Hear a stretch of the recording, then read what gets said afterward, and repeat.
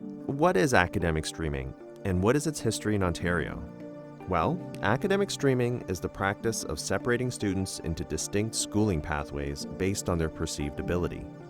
Streaming in Ontario can be traced back to the origins of schooling in the mid-19th century, when education, originally created solely for the colonial elites, was richer and more advanced than what the general working class later received. Academic streaming as we know it today has roots firmly in the education system of post-World War II Ontario. The Hope Commission of the early 1950s promoted ability grouping and the building of special education schools.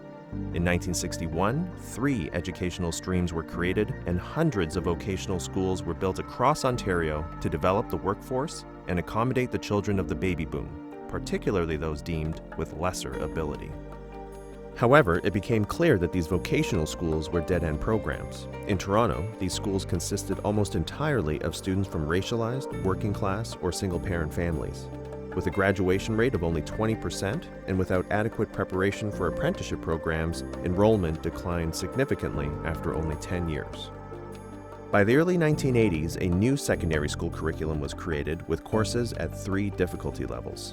With streams essentially still intact, along with hundreds of vocational schools still in existence across Ontario, students from marginalized backgrounds continued to be encouraged to attend lower-streamed programs. A government-commissioned report in 1988 recommended de-streaming to combat increasing dropout rates. Most school boards began de-streaming, though, in 1993.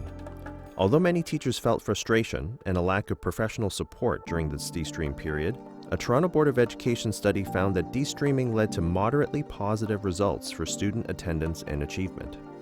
However, when a new government was voted in, the education system was re-streamed in 1999 into academic, applied, and essentials programming.